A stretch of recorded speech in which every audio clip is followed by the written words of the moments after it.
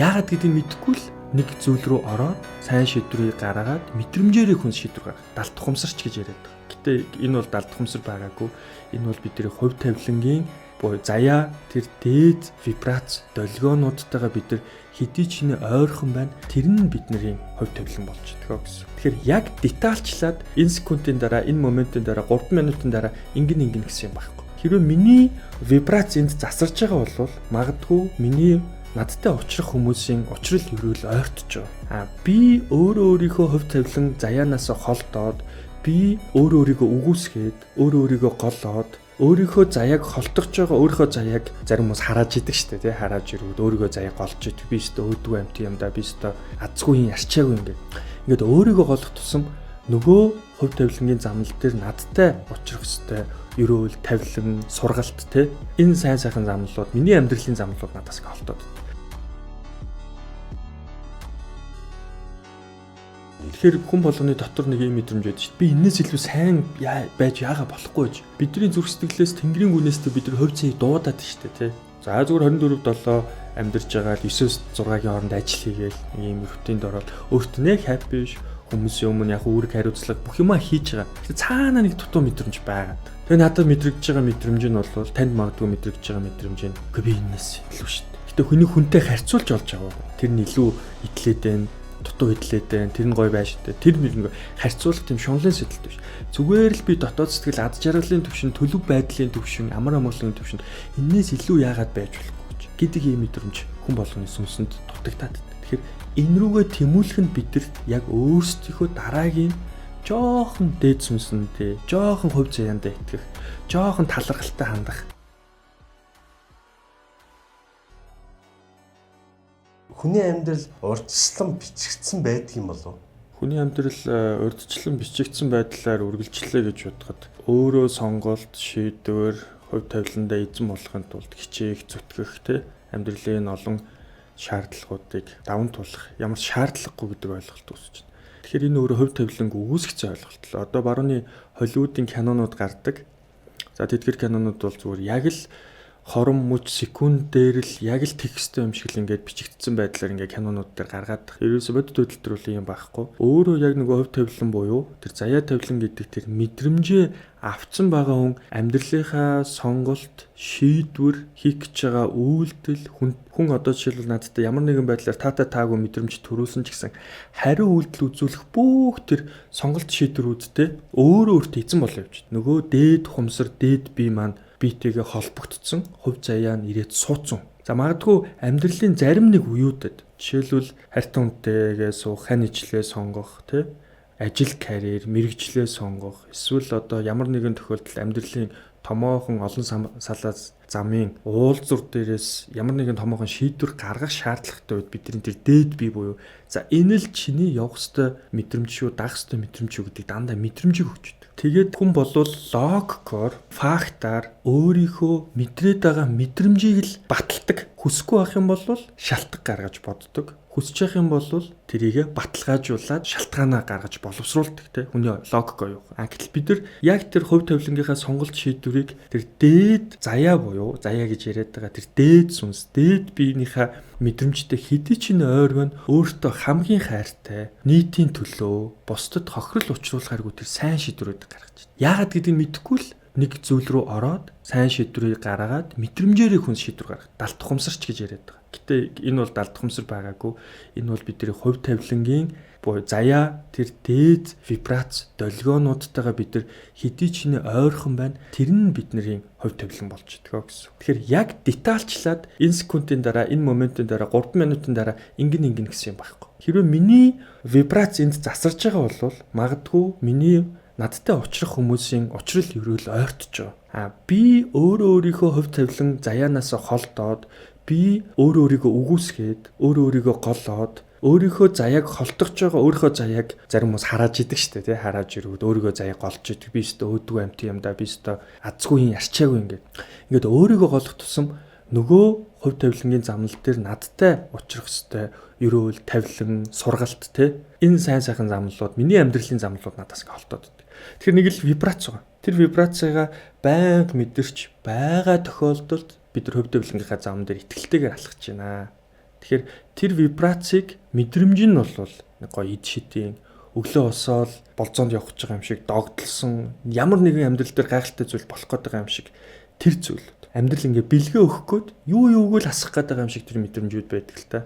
Тэр энэ л бид хувь заяаны замнал байгаа даа. Мэдрэмж нь мэдрэмж нь ороод ирсэн байхад амьдрал дээр одоо тэрүүгээрээ сонголт шийдвэрээ гаргаад ур чадвараа хөгжүүлээд ингээ замнаа талхна л та. Бид хувь заяагаа дагдггүй эсвэл өөрсдөө бүтээдгүй. Тэгэхээр нөгөө сонголтоо дагж ийн гэдгсэн шүү дээ тий. Тэгэхээр бүтээх хэсэг нь одоо бидний маш олон зүйлийн тий яс цус дотоод сэтгэлийн хүч чадал гэдэг олон зүйлээс оюухан тий дадал зуршил лайфстайл гэдэг олон зүйлийн хүч чадлаас өөртөө би хэр зэрэг энерги хураацсан юм бэ.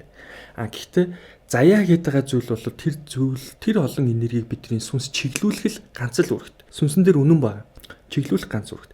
Гэтэл тэр сүнсэндээ хүрч чадаагүй. Заяандаа хүрэхэд бидэрт яадаг гэхээр маш олон трама, айдас, оюун ухааны болоод итгэл үнэмшлийн садаанууд байдаг. Тэр садаанууд нь бидний тэр дөнгөж зөөлөн сэвшээд мэдрэгдээд байгаа өглөөний цэвэр тунгалаг агаар шиг тэр хувь заяаг маань огтолж мэдрэмжийг нь тасалтуулж идэг. Айдсууд маань. За тийм болвол тийг нь ингээд рискийг харлаа. За магадгүй энэ залуу надад үнэхээр таалагдаад байгаа, энэ бүсгүй таалагдаад байгаа ч гэсэн энтэй нэг одоо уулзаад үзэхэд нөгөө өмнөх залуутай адилхан байвал яана гэдэг ч юм уу. Тэгэхээр нөгөө яг сэтгэлийнхаа гүнд өөрийнхөө тэр нөгөө заяагаа дах гингууд ороод ирсэн байгаа тэр дээд вибрацуудаа тий агуу гайхалтай догтлолтой мэдрэмжээ дах гингууд айдсууд орж ирдэг. Тэгэд уг нь мэдрэмж нь чиглүүлээд бид нар түүнийгээ бүтээгээд явах л үүрэгтэй л тий. Хэдий ч нэ бүтээн төдий ч нэ өөрийнхөө заяанд итгээд өөрийнхөө хувь тавиланд итгээд өөрийгөө ямар азтай, ямар сайхан удам ухсаатай, өдий зэрэгтэй намайг өсгөж төрүүлж өгсөн ижи аав их орон бүх зүйлтэй талархаад ингээд цаашлаагаа улам яах нь амьдралын дэлгэрээд заяа нь одоо сэтгэл санаанд бүтэн дүүрээд явдаг. Энийг бол нөгөө бидний хөвгдөд чи буян гişиг те буян заяа гэж ярьдаг. Тэр энэ буян заяанда эзэн болоод явах байтал айдсуудаас болоод энийгээ тасалж хайчаад тэгээд бүтээж чадахгүй болчих. Тэгэхээр таны асууж байгаа асуулт цаанаасаа бичигдсэн нэг заяа гэсэн юм байхгүй. Тэр заяа бид нар зүгээр чиглүүлгийг өгж байгаа. Өгсөн чиглүүлгийнхэн дагуу бид нар бүтээх үүрэгт. Угаасаа бидний эзэн бие оюун ухаан болвол хэдий ч нэ бүтээгээд тэр заяаныхаа замнал дээр алхаад байна, гიშгээд байна те яг энэ ороодлогыг өгсөй, бүтээх ёстой олон хүмүүсийн хувь тавилан нөлөөлөх, сайнаар нөлөөлөх, эргээр нөлөөлөх тэр үйл хэрэг хийгээд байна. Төдий ч нэ буцаад нөгөө заяа маань асгарч идэг. Олон хүмүүсээс аваад олон хүний хайр хүндэтгэлээ. Тэгэхээр хувь заяа гэдэг зүйлийг бид нар нөгөө энгийн ойлгох юм бол энэ бол зүгээр чиглүүлэг юм аа. Энэ бол бидний дээд сүнс юм аа. Таныг хамгийн дээд хувь тавилан руу чинь хөтлөх гээд байгаа дээд сүнс. Тэгэхээр бидний дээд сүнстэйгээ холбогдохын тулд одоо яаж болох вэ гэхээр 3 жилийн дараах өөрийгөө төсөөлье. Хамгийн сайнаар. За, бро те. Окей, ороод ирээ. Хүрээд тэр мэдрэмжийг ч аавъя. Надад үннийг хэлээд намайг одоо энэ хэцүү төвхтэй нөхцөл байдлуудаас яаж гарч болох тэр хамгийн сайн арга замыг зааж өгч. Надад яг юу хэрэгтэй. Хамгийн хэцүү зүйлтэй би нүрт тулахад бэлэн байна. Тэгэхээр нэг өөрт сэтгэл санааны бэлтгэл хэрэгтэй байна шүү дээ.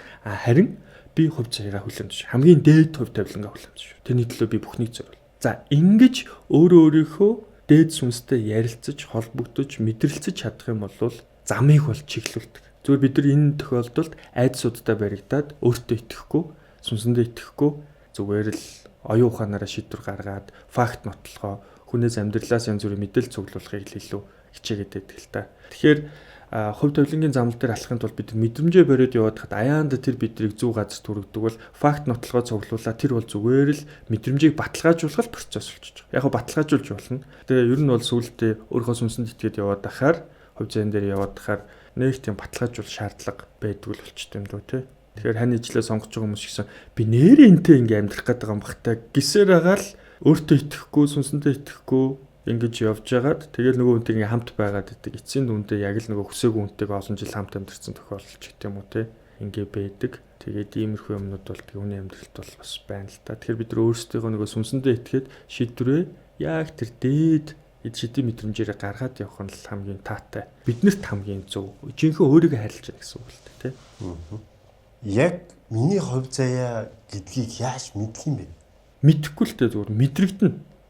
За тэр дээд сүнс хувь тавилангийн мэдрэмжгүйгээр би дахиж нэг мэдэрсэн бол би тэрүүгээр дахиж амьдрч чадахгүй маань гэдэг уусаа өөрөө ойлгоно. Тэрүүгээрээ дутагдана, тэрүүгээр дотоод сүнс, уг сүнстэй хүний уг амин чанар хооллно. Тэгээ дахиж тэр замаар алхахгүй л болохгүй. Одоо жишээлбэл би сургалт судалгаагаа хийхгүй нэг 3-7 хоног болж чадахгүй. Хүний хувь тавиланд нөлөөлөх үз энэ гоё одоо сургалтуудаа хүнд нэг ч гэсэн хүнд яг тавилан дээр нь гарч ирэхдээ оновчтой дээд биеийн дасгалжуултуудыг хийхгүйгээр миний өөрийн тавилан ганхаад эхэлж байгаа. Ягаад тэгэхээр миний өөрийн хувь заяаны замнал хүмүүсийг хувь заяаныхын замнал дээр гаргаж ирэх тэгснэр өөрөө улам их гэрлийг өөртөө хураадаг ийм замнал байгааг би мэдэрсэн баг. Тэгэхээр энэ замналаа дагаад ойлгоод хийгээд яваад ангууд улам л гэрэлтэд, улам л өөрөө өөртөө happy, жинхэнэ ад жаргалыг мэдрээд идэг. Тэгэхгүй нөгөө тексттэй, ингэвэл зүгээр юм байна гэдэг нөгөө механик аргачлал талаас нь энийг ойлгоход аягүй хэцүүлтэй. Мэдрэгдэн. Тэгэд нэгэнт мэдэрсэн болвол тэрийг өөр зүйлээр солих, орлуулах боломж болчих. Тэгэхээр одоо юу гэдэг хүмүүс янз бүрээр хийлэн, гүтгэнд оромжлон галзуу солиотой те. Энэ минь юус те. Би ингээд жинхэнэ ажиллаа хийгээд ингээд явж штэ бродо чи те. Хизээний цагт ойлгох байлгүй дээ. Ойлгохгүй бол одоо чиний л юм да. Гэхдээ энийг нэг удаа хамтлаад үтцсэн, нэг удаа чин сэтгэлээсээ хүнийг хайрлаад үтцсэн тий. Нэг удаа энэ хорвоо дэлхий чин сэтгэлээсээ итгээд үтцсэн энэ мэдрэмжтэй хүмүүс бол бас ойлгох шиг мэдрэх шиг байгаа. Нэг эцсийн мэдрэмжтэй. Нэг л гоё юм болоод асгарч ирэх гээд байдаг. Би ингээл өөрийгөө улам бэлтээл энэ ч гоё хурдны мөр шиг уяагаа бэлтгээл ингээ байгаад. Тэгээ тэр мэдрэмж гоё бүр сууж ирнэ л тий. Ингээд зөв сонголтоо хийгээ явах юм байна тий. Тэгэхээр тэр зөв сонголт тэр сонголтын дээр илүү та тайлбар өгөөч. Хувь тавилангийнхаа замнал руу өөрийнхөө заяаг руугаа сонголт хийхин тулд бид нар одоо нөгөө талархах тий энэ орчлын ертөнцид их усруудтай талархдаг ялангуяа монгол хүний хувьд энэ сайхан эрүүл чирэг бие усны тунгалгыг өгсөн өвөг дээдс те нутаг усанда монголчууд чинь усны хагалбар газар амьдарч байгаа асар өндөр хувь заяатай улсууд шүү дээ те. Одоо дэлхий дээр энэ ормуудын хоол ингээл дандаа усаар дутагдсан далайн усыг цэвэршүүлж уудаг ч нөөрхөө өрөвдөлтөй заводын ус уудаг, үйлдвэрийн ус уудаг хүмүүс дөөл байна те. Хичнээн баян арабын шаах мах байсан ч гэсэн.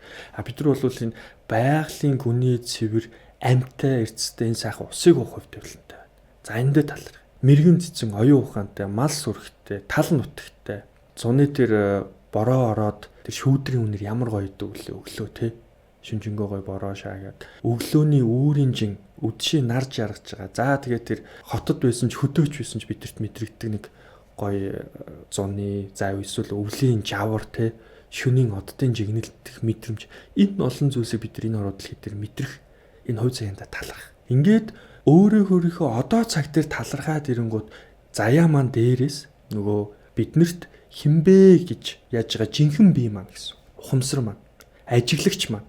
Чи ингээд дэжтэй гэдэг тэр ажиглалтыг өгдөг ажиглагч маань ирээд дотор орж ирээд суугаад заяа маань мэдрэгдээд ингээд тэгээд ингээ юмараа тэгээ юмаа. Энийг гэхдээ бодол шиг ингэж орж ирэх. Энэ зүгээр мэдрэмжээр орж ирдэг. Тэгэхээр мэдрэмжийн энэ орчлонгийнхаа хувь завилангийнхаа энергийнхаа мэдрэмжийн өөрийнхөө дээд урсгалуудад, агуу урсгалуудад өөртөө итгэхэд амьдралын жижиг сажиг төвгүүд байсан ч гэсэн дээд урсгалууд дээр оршихыг л төлөв.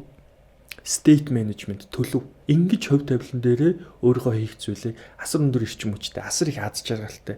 Яг одоодоо сэтгэл хангалуун байдлаар ингэж сонголт шийдвэрээ тэр төлөв дээрээс гаргадаг. За би одоо нэг шийдвэр гаргах гэдэг шүүгээл амар шийдвэр гаргахдаа боддог логикийн тест дараалал гэсэн юм баг. Лог тархич ажилладаг юм бол окей тайвшрыг төлөв авъя. Өөрийнхөө талархсан хувь тавилан дээрээ байгаа одоо цаг дээрээ байгаа бүхнийг тод томрмор мэлдэрж байгаа тэр төлөв дээр орш. Би ер нь юуны төлөө яваад бол утга учраа ойлгоё. Тэгээд тэр төлөв дээрээс шийдвэр гаргадаг гэсэн үг байхгүй. Сайн шийдвэрүүд тэгж гардаг. Хэдийгээр тэр төлөв дээрээс гаргасан шийдвэр биднийг хүнд зовлон бэрхшээл асуудал руу оруулдаг ч гэсэн ард нь ямар олон баглаа дүүрэн сарнаа. Бид нар хөрхи наан нь тархиараа харахаар нэг наадлынх нь нэг л ганц л сарна хөзөлтөд идэг. Гэтэл цаана баглаа дүүрэн удуул цэцэг, ромашка, сарна те цагаан цэцэг алгалсан тал хөндөй идэг байхгүй. Тэрийг л харддаг, тэрийг харин мэдэрдэг. Тэрийг бидний дээд бие, дээд ухамсар мэдрүүлээд. Тэгэхээр ер нь энэ төлөвийг авч амьдрна гэдэг бол энэ дээд ухамсартайгаа л хамт байнга орших тухай. Сайн шийдвэр гаргая гэж бол дээд ухамсартайгаа орших тухай. Өөрийнхөө замнал дээр орших гэвэл дээд ухамсартайгаа орших тухай ойлголт. Ингээд оршоод амьдрал донд бид нар одоо энэ нийгэмд маш их төвөг, зовлон, бэрхшээл, стресс, депресстэй хэрүүл урал болж байгаа. Хүмүүсээс таагүй харилцаанд орж байгаа. Энэ төлөвөө хадгалахын тулд харин их хааны маань онолууд хэрэгтэй болдог. сүнс эзэн бие онолууд. Энийг ойлгодог. Хайрыг яаж бүтээдэг? Үнэн гэж юу ингээд жоохон суралцах бас шаардлагатай болно гэсэн. Санамсаргүй зүйлүүд бидний амьдралд тохиолддог сайн муу? Энэ санамсаргүй зүйл үнэхээр байд юм уу? Бид нэг ингээ логик оюун ухаанаараа энэ яагаад болчихов гэд болсон процессыг санамсаргүй болсон процессыг хөөж бодоод байна шүү дээ, тий. Тэгэхээр холддоггүй шүү дээ. Гэхдээ энэ ч нэг сүнсний хууль буюу гэрлийн хууль руу орчлоо ертөнцөө. Яг л болох ёстой юм, болох ёстой газраа, болох ёстой учрал эрүүл тавилангаараа болж байгаа. Ягаад тэгэхээр энэ бид нэр төгс биш ч гэсэн орчлын ертөнцийн энергийн хуулиуд төгсөхгүй. Яг болох ёстой юмнууд энергийнхаа давтамжаар долгион вибрацаараа хоорондоо учирч мөргөлддөг ч гэдэм үү те болж байгаа.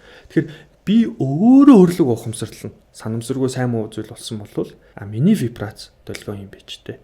Эсвэл би ямар нэгэн сорилтод орж эхлэхэд байна. Одоо илүү ухамсартайгаа дээд төлөвөө барья. Юу ч болж исэн би бэлэн бай. Жишээлбэл ямар нэгэн томоохон зүйл болохын өмнө дандаа санамсаргүйгээр маш их ажлын стресс, бухимдал, гадаад орчны fucked up situation нөхцөл байдлууд орж ирдэг л дээ. Муу нөхцөл байдал. Юу ч болж исэн. Окей, болох ёстой юм болдгоороо болж байгаа. Энэ орчлонгийн үнэнд талархъя. Талархлаа. Окей. Бүр гоо сэтгэлээ уужруулад хүлээгээд авна. Тэрнээс биш тэрний дүгнэлт хийгээл инста тэрнээс боллоо, энээс боллоо, надаас боллоо, чамаас боллоо биш. Сайн төлөв аваад хүлээж аваад за урсгаад одоо сайн шийдвэрүүд дээр сайн төлөвөөр би нэг бүр гайхалтай юмд бүр ойртоод байгаа юм биш үү гэд тэр төлөвөөрөө ингээ урсгаад бүр илүү сонор сэрэмжтэй л байдаг. Тэгснээр тэр санамсаргүй зүйлүүд маань яах нь харин гайхалтай бэлэг болох өртөж одоо шүүлтүүд болж таардаг гэх юм уу? Дийлэнх тохиолдол. Тэгэхээр үүлийн үрч гэдэг юм уу тэр муу зүйлүүд санамсаргүйгээр болсон нь бас юу гэдэг вэ гэхээр бидний нөгөө одоо байгаа дараагийнхаа хувь тавилан, дараагийнхаа ад завшааныг хүлээж авах, дараагийнхаа эд баялагийг хүлээж авах саммаа тэлхийн тулд одоо байгаа муу муухай зүйлтэй бас нүүр тулахын тулд бидэрт харуулах сургалтыг өгөх шаардлага. Тэр нэг жижигхэн савнд том хувь заяа суухгүй шүү дээ, тий. Тэгэхээр савыг томсохын тулд бидэрт гадаад ертөнцөөс бидний сүудрийг дамжуулаад тэр таах үзүүлсийг тохиолдуулж байна. Тэгэхээр эцсийн сонголт шийдвэрийг тэрийг дагаад хөгийн нөхцөл байдалд очих уу, тий. Өөрийгөө хин нэгний гутааж доромжилж зэмлэх үү, таагүй харилцаад автомж руу орох уу, эсвэл өөрийнхөө төлөвийг хадгалаад үргэлжлүүлэх үү гэдэг нь ерөөсөө бидний өөрсдийн сонголт. Тэр бидний өгдөөд хүнийг 5 үгнээс нь тарыг нь тань гэд жоохон хөдөлгөлөө, шинжлээ, сорилоо, тоглолоо, цаашлууллаа. Тэгээ төлөвөө хэр хадгалж ийн вэ? Хэр төлөв төвшин ир юм бэ? Хэр төлөвшсөн ноён нуруутай ир юм бэ гэдгээр нь шинжтэй ус артсан байхгүй. Тэр номер 1 сонголтоо, замналаа, шийдрөө барихад бүгдэн дээр нь төлөв. Ерөөсөө л төлөвөө маш сайн амар тайвнаа, аз жаргалаа, одоо цагийнхаа мэдрэмжийг хадгалах, энэ төлөвөө л хадгалах. Энэ нь бол бүх юмных нь их уср гэдэг гэсэн. Тэг ингээд хувь заяаргаа өсмөр байна, хувь заяаргаа тэмүүлмээр байна. Өсөлтийн талаар та. Тэгэхээр хүн болгоны дотор нэг юм мэдрэмж байдаг шүү дээ. Би энэс илүү сайн байж яага болохгүй гэж. Бидний зүрх сэтгэлээс Тэнгэрийн гүнээсээ бид нар хувь заяа дуудаад шүү дээ, тий. За зүгээр 24/7 амьдарч байгаа 9-6-гийн хооронд ажил хийгээл нэг юм рутинд ороод өөртөө нэг happy биш, хүмүүсийн өмнө яг үүрэг хариуцлага бүх юмаа хийж байгаа. Цаана нэг дутуу мэдрэмж байгаад. Тэгээ надад мэдрэгдэж байгаа мэдрэмж нь бол танд магадгүй мэдрэгдэж байгаа мэдрэмж нь. Үгүй би энэс илүү шүү дээ. Гэтэ хүний хүнтэй харьцуулж олж аваагүй. Тэр нь илүү итлээд байна. Дутуу хөдлээд байна. Тэр нь гоё байшинтай. Тэр нэг харьцуулах тийм шунлын сэдэлт биш. Зүгээр л би дотоод сэтгэл ад жаргалын төвшин, төлөв байдлын төвшин, амар амгалын төвшин энээс илүү яагаад байж болохгүй гэж. Гэдэг ийм мэдрэмж хүн болгоны сүнсэнд дутагдаад байдаг. Тэгэхээр энэ рүүгээ тэмүүлэх нь бидэрт яг өөрсдийнхөө дараагийн жоохон дээд сүнсэндээ, жоохон хувь заяандаа итгэх, жоохон талархалтай хандах байгаад та. Нөгөө хүмүүстэй харьцуулаад өөрт байхгүй зүйл дээр л фокуслаад байгаа юм л та. Үгүй. Хүмүүстэй харьцуулж болно. Гэтэ өөрт байгаа зүйлдээ илүү фокуслаад тэрийг харахад бидэрт тэр дээд сүнстэй тухамсар маань бидэрт тусалдаг. Үннийг харахад. Хүн болгон өөрийнхөө л хувь заяагаар явна. Тэр танаа 10 жилийн ангийн их сургуулийн ангийн чинь тэр тэгж явж байгаа мөвж ерөөсөө 7-8 дахь асуудал. Яг та өөрийнхөө хувь тавилан дээр магадгүй илүү хийж бүтээх ёстой хүн болвол тэрнийхээ сургалтыг нь аваад хийж бүтэөхийнхаа өртөж нөхцлүүдийг бий болгоо бүтээх явж байгаа. Энэ хорвоо дэлхий дээр ирэх өөрийнхөө сүнсний зорилгыг хийх сүнснийхээ зорилго. Тэгэхээр яг сүнснийхээ зорилгын төлөө эхлээд бэлтгэгдэн тэгээд зориглож эхэлсэн цаг үеэс түүнийг хийж эхэлнэ. Гэтэл дийлэнх хүмүүс 35-40 гээд амьдралын хоосролд ороод сэтгэлээр унтлаа тэр зорилгоо дагаагүй байдаг. За энэ бол wasted life. Үргэлжсэн амьдрал гэж хэлж байгаа. Тэр амьдралаа өрөхгүй тулд хамгийн тэнэг шийдвэрүүдийг яг одооноос бодохгүйгээр гаргаад, туршаад, замнал болгоод өөртөө итгээд, заяандаа итгээд яваад үзэх хэрэгтэй.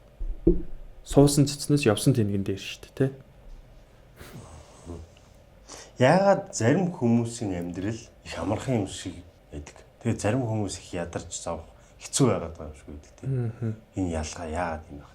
Ерөөсөө сая нэг 2 жилийн өмнө монголчууд нэг ус зөөдөг маш сайхан сэтгэлтэй ахын талаар бүгд л ингээл танаа тооны нэвтрүүлгээр үзээл инфлюенсерүүд нь очиж уулзаал найз нөхөр болоод тусалж дэмжээ ингээ явцгаажсэн тий. Тэгээ тэр хүнд ингээд асар гоё сэтгэл байсан, мэдрэмж байсан. Гэхдээ тэр хүн өөрт байгаа зүйлээ хараадсан тий. Хүнд туслаад ингээ сүнснийхээ замналаар яваад энэ орчит ертөнцийг ирлээ хуйлыг дагаад тэр нь маш олон хүний хайрыг татсан. Гаднаасаа бол царай төрхийн үед ч гэсэн одоо энэ ороод дэлхий дээр бидний хүсдэг тий. Одоо цаг стандартаар хүсдэг нэг ч зүйл тэр хүнд байгаагүй. Гэхдээ маш гоё сайхан сэтгэл үнэн байсан. Тэр нь олны харагдав. Яг тэрнтэй адилхан. Биднэрт бүгдээрэнд нь үнэн байгаа. Гэхдээ өмнөөсөө тодорхой хэмжээнд сүнсээсээ жоохон асуудлуудтай болоод нуугдчихад өөрөөсөө нуугдчихад байгаа.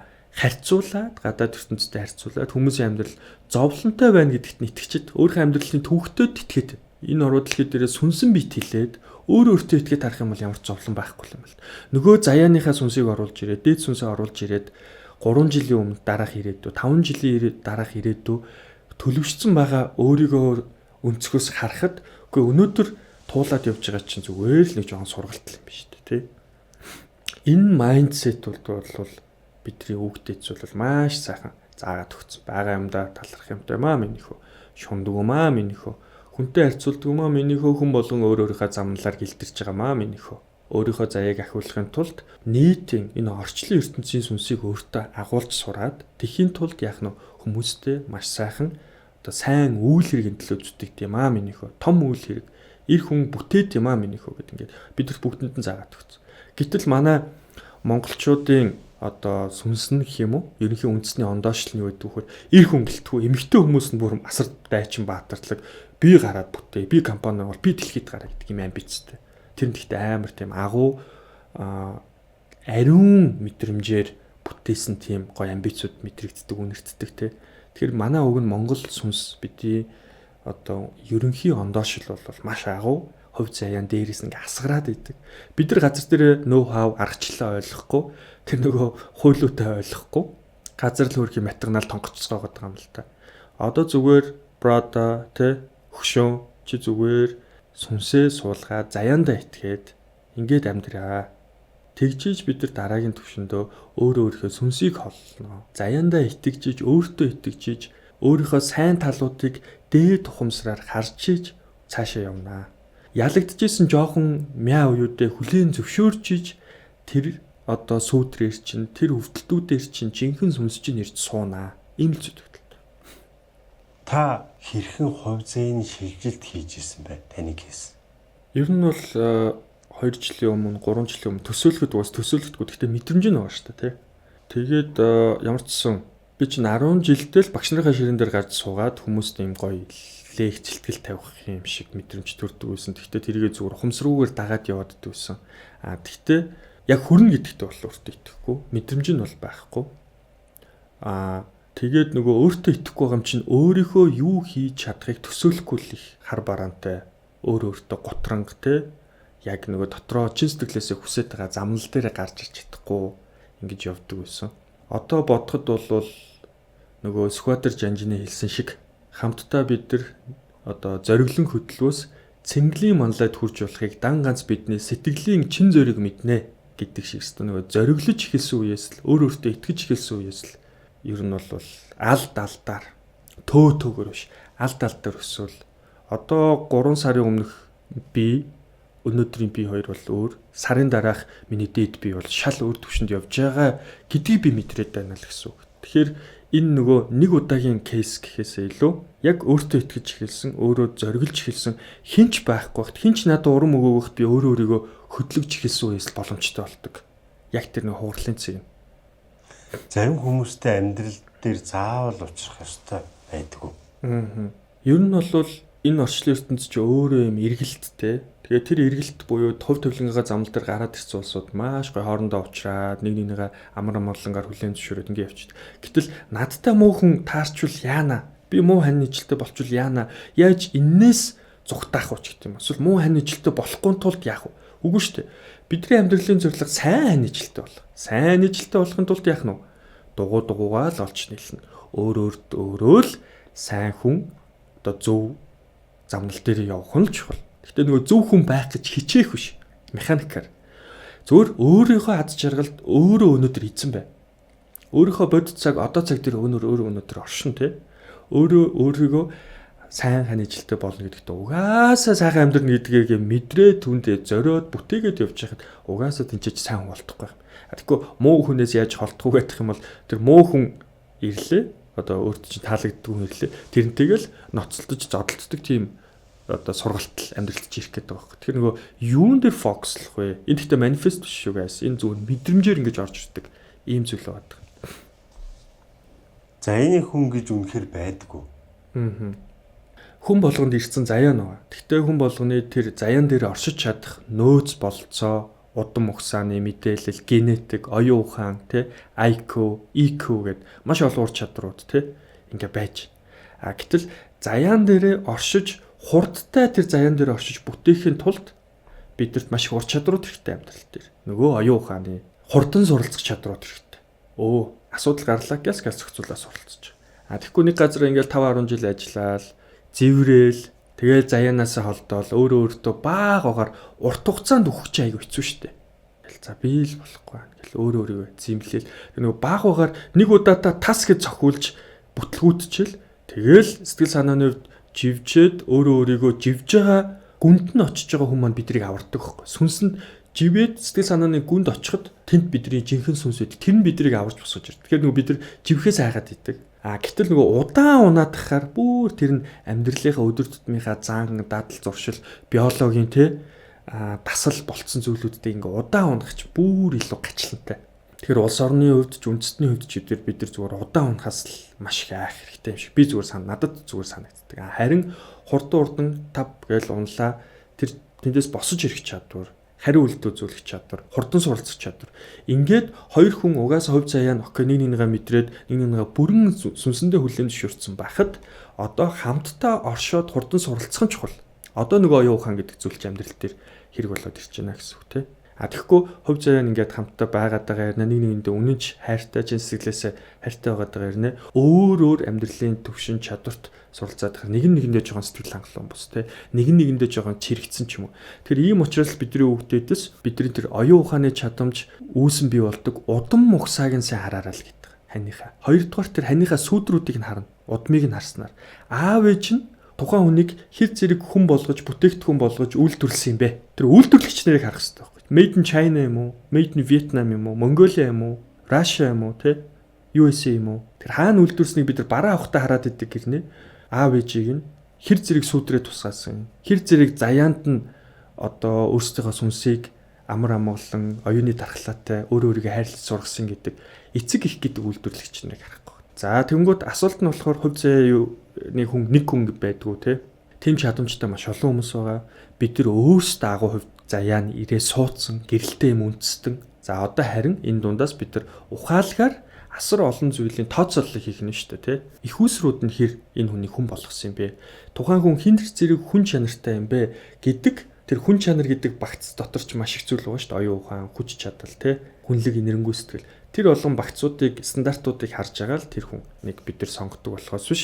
Нөгөө гадаад төрхийг харлаа, дурлалт дууслаа. Дурлал чи эзэд дуусах юм. Нөгөө биолог дууссан үед биологийн чадамж дуусахаар буюу 1-2 жилдээ хайрлаад дурлалаа. Тэглээ сүнс нь ачид. Сүнс үлдэх юм уу? Ийм л асуудал. Тэгэхээр хүн чанарыг нь бид нар харж суунаа гэдэг чинь цаад ухаан нь тийм. Хэр зэрэг үйлдвэрлэгдсэн, хэр зэрэг хүн чанартай хүн чинь хувь тавилангийнхаа замнал дээр өөрөө оршиж чадах юм. Тэр дээд вибрацуудыг танд өгч чадах юм. Бас давхар дэмжиж чадах юм. Тэрнээс биш нэг асуудал болох юм бол наг гэж нугдааж унчаал. Тэгэл хүнээс аврал ирэлгүй чи би ч гэсэн хичээж хоёлаа хамт хичээлдэй гэхэд ингээл гомдлол, гоншигнол одоо юу гэдэг ялагдлын сэтгэл зүйтэй өөртөө бусдад зэмлдэг ийм хөгийн давтамжуудад ялагдаад байгаа бол эн чинь хувь тавилангийн замнал дээр та хоёр таныг гаргахад тэр хүн чинь саад болно шүү дээ, тий. Хоёр өөр вибрац тэгээд хоёр тийшээ үсэрхэл сургалтаа бол үсэрхэл одоо заяа тавилантай л байхгүй.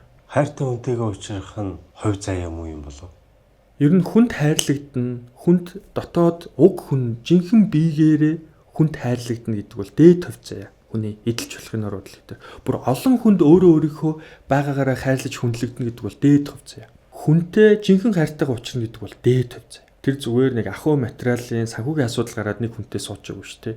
Эсвэл нэг хүн дутуугийн комплексороо эргүүлж хайрласаар агаад айдсыгаа мэдрэмжээр айдсын attachment-аараа эргүүлсээр агаад гологдох айдсаараа эргүүлсээр агаад нэг хүнийх болчоод дараа нь би чинь амар айдстай хүнтэй амар хартай хүнтэй л ингээд суудсан юм биш үү. Энэ хувь заяа байгаагүй юм биш үү гэж шогширч суух чинь өөр асуудал. Жинхэнэ хоёр хувь тавилангийнхаа мэдрэмжийн дээр зүрхсэтгэл нээлттэй заяан суудсан хоёр хүн хоорондоо гагнагдаад тэгээд тэрэн дээр хамтдаа оршиж чадна гэдэг бол үнэхээр гайхалтай байсан. Жинхэнэ хайртай байгаар нүлэм зөвшөөрч байна. Өгдөг хүнтэй өөрөө өгдөг хүн хамт байна гэдэг бол гайхалтай л. Өргөдөөл явчихдаг шээ. Хувь заяанд өвд эцсийн энерги хэрэг нөлөөлт.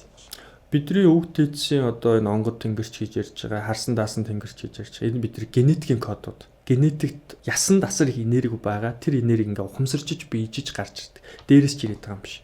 Дээрээс ирж байгаа чи бидний дээд заяа, өөрсдийн заяа. Тэгэхээр өвд эцсийн маань хүч чадал бидний оюун ухаан, цус, яс, альваг даван гарах, сэтгэлийн хат хүч чадал. Энэ ясны хүнгээ ярьдэн шүү дээ, тий. Тэр чи өвд эцсийн маань буян заяа хэлээд. Ясанд маань байгаа тэр хүч чадлыг хэлээд. Яс өөрөө хамгийн хатуу, хамгийн нягт энергийн сав. Одоо нөгөө хүний сэтгэлийг сав гэдэгтэй адилхан яс бол бүр хамгийн хүчтэй сав. Тэгэхээр төрийн хар хүн аливаа зогсшгүй ялан дэлдэг хүмүүсийг ясны хүмүүс гэж хэлдэг. Тэгэхээр энэнийг хүчийг бид нар өвд эцсээс авч байгаа. Тэр ясны хүч гэдэг савн дээр хувь заяа гэдэг чиглүүлгийг суулгахад энэ бол төгс оршил болно л доо. Хагтал хичнээн сайн хувь заяан суугаад ирдэг. Нөгөө чиглүүлгийг нь бий болгож бүтээх хүч чадал нь одоо байхгүй байгаа юм бол тэгээд бас юу болох юм те уушлаар айлуулах гэдэг шүү дээ. Бидний хувь заяа бидний гарт байд юм болов уу?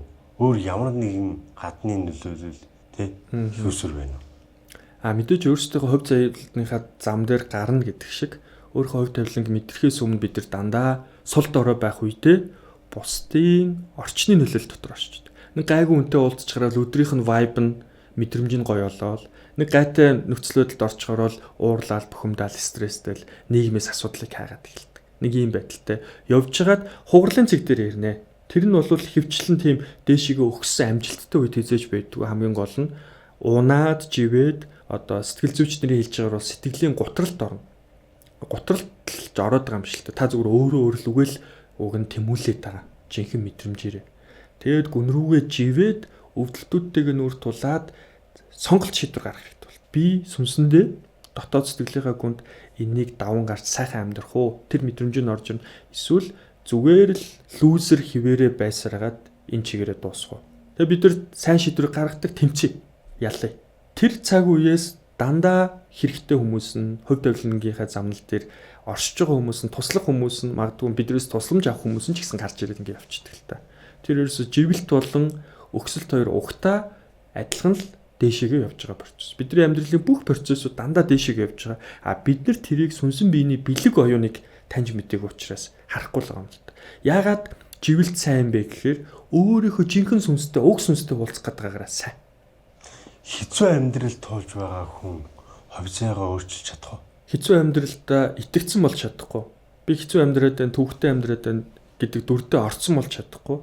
Би үүнээс илүү сайн байж чадна гэж өөрийнхөө жинхэнэ дотоод хоолондоо итгэж байгаа хүн болж чадна.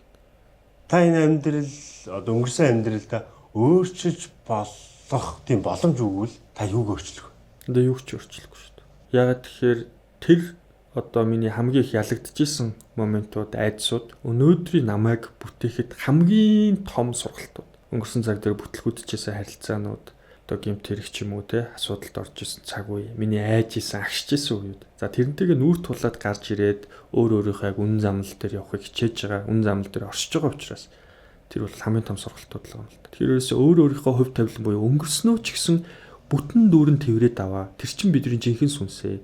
Өнгөрснөө бүтэн дүүрэн тэрвэрч авахгүй өөрийнхөө шившгийн хүндээ таагүй мэдрэмжүүдтэйгээ нүүр тулахгүй өөрийнхөө сүнсний нэг хэсгийг үүсгэж ядчих. Өөрийнхөө нэг хөлийг, бөөрийг тусдан гаргаад тавьчаад байна шүү дээ, тий.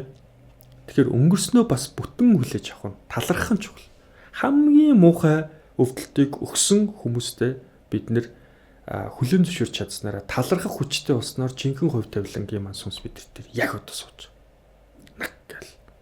Бид нар тэрийг мэдэрдэг, юунд ч хүрч чадах агуу их эд шидийн замнал дээр бид нар оршиж чадах тэр мэдрэмжүүдээ өөр өөртөө итгэх тэр итгэлээ барьж чаддаг. Аа За баярлалаа.